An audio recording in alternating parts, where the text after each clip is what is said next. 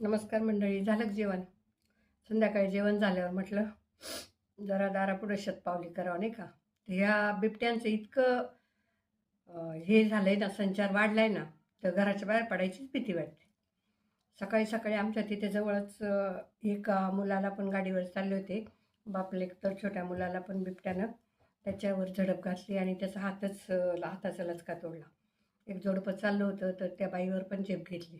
ते थोडक्यात बचावले. आणि सोशल मीडियावर पण बघावं ना, इकडं बिबट्या, तिकडं बिबट्या, तिकडं बिबट्या.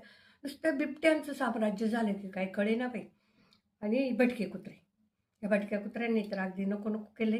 कुठून आले हे? मला असं वाटतं काही दिवसांनी ना माणसं घरात आणि प्राणी मस्त फिरणार आहेत बाई रस्त्यावर. अशी अवस्था आता व्हायला लागली.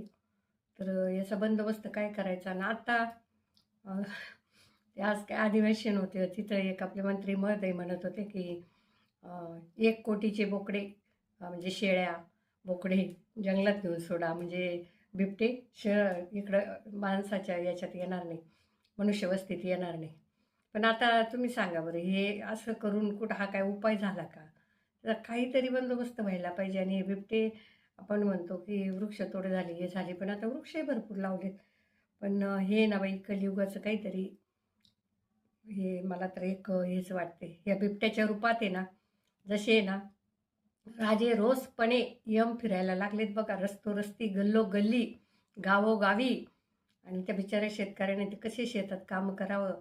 एकतर हे MSCB वाले त्यांना दिवसा लाईट ठेवत नाही, रात्रीचं त्यांना पाणी भरायला जावं लागतं. त्यांचे जीव किती धोक्यात असतात बघा. म्हणजे आपण विचार केला पाहिजे ना सरकारनं पण, की कसं त्या शेतकऱ्यांना एक तर अगोदरच ते हैराण झालेले निसर्गाच्या अवकृपेनं, त्याच्यात आता हे बिबट्याचं भीव. तर त्यांना दिवसभरात लाईट दिली पाहिजे, असं मी मागे पण एकदा एका व्हिडिओमध्ये सांगितलं होतं. आणि हे बिबटे पाहत आणि भटके कुत्रे, आमच्या इथं पण इतके भटके कुत्रे गल्लीमध्ये 10-20. आणि काही मूर्ख लोक आहे ना, त्या भटक्या कुत्र्यांना इतका आसरा देत आहेत की त्यांना खाणं पिणं घालता येतं, जसे काय त्यांनी पाळले.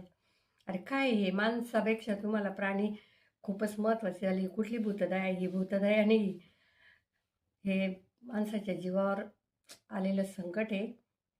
आणि त्याला काही लोक हे करतायत, खतपाणी घालतायत. आणि आता बरं म्हणायला जावं ना की अहो कशाला या भटक्या कुत्र्यांना तुम्ही हे करता, इथं रहिवासू देता, किंवा कशाला यांना अन्न घालताय, किंवा कशाला हे करता. हाकलं नाही बाई, मुके जीव आहे, अमकं जीव आहे. अरे हे मुके जीव, ही कुठली यांची प्रेम आहे काही कळत नाही मला. बावळटासारखं करतायत नसते. अवघड आहे. तर काळजी घेणंच गरजेचं आहे. आता घरातच बसायचं काम आहे.